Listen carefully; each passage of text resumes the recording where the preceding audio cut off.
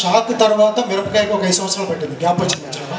తర్వాత గద్దలకొండ గణేష్ దగ్గర అక్కడి నుంచి మిస్టర్ బచ్చన్ రావడానికి మళ్ళీ ఒక 5 సంవత్సరాలు పట్టింది. మధ్యలో పవన్ కళ్యాణ్ గారిది ఉన్న 1 వీక్ నాకు తెలిసి 1 మంత్ జరగడం షో. ఏంటి సార్ ఈ గ్యాప్? అక్కడ 5 years, ఇక్కడ 5 years. అంటే మనకి ఆన్సర్ తెలియనప్పుడు వచ్చేదాన్ని గ్యాప్ అంటారు. దానికి ఆన్సర్ లేదు. సో పాండమిక్లో సహజంగానే అందరితో పాటు నాకు కొంచెం టైం పోయింది. ఆ తర్వాత చాలామంది ఆ సినిమా లేట్ అవుతుంది కదా, వేరే సినిమా చేయండి అన్నారు. ఆ సినిమా లేట్ అవుతుంది అని చెప్పి కోపంతోనో ఇంకో ఫీలింగ్తోనో బయటకు వచ్చి సినిమా చేయకూడదు.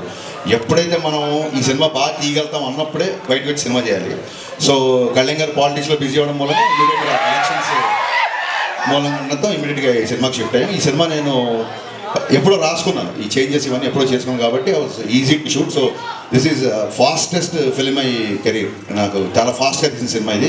దీనికి వన్ అండ్ ఓన్లీ రీజన్ మా ప్రొడ్యూసర్ విశ్వప్రసాద్ గారు. ఏ రోజు కూడా 70-80 రోజులు షూటింగ్లో ఏ రోజు కూడా షూటింగ్ కాకుండా అంత ఫాస్ట్గా ఫినిష్ చేసామంటే మేము అడిగిందే కాదు, మేము అడిగిన దానికంటే కూడా ఎక్కువ ఇచ్చారు విశ్వ గారు. అందుకే ఇంత ఫాస్ట్గా సినిమా చేశారు. హరీష్ గారు, మీరు రవితేజ గారు, అమితాబ్ బచ్చన్ గారు ఫ్యాన్స్ అని ఈ టైటిల్ పెట్టారా, లేకపోతే రిలవెంట్ ఉంటుంది ఆ స్టోరీకి ఏదైనా? ఇప్పుడు మేము చాలా మందికి ఫ్యాన్స్ అలా అని చెప్పి అన్ని టైటిల్స్ పెట్టలేం కదా. హరీష్ కథాపరంగా ఒక చిన్న పెట్ట కథ ఉంటుంది కథలో, అందుకు. అండ్ వన్ మోర్ థింగ్ ఏంటంటే టైటిల్ పెట్టింది రవితేజ గారే. మిస్టర్ బచ్చన్ టైటిల్ ఆయనే పెట్టారు, మిరపకాయ టైటిల్ కూడా అప్పుడు ఆయనే పెట్టారు. సో సెంటిమెంట్గా కూడా కలిసి వచ్చింది.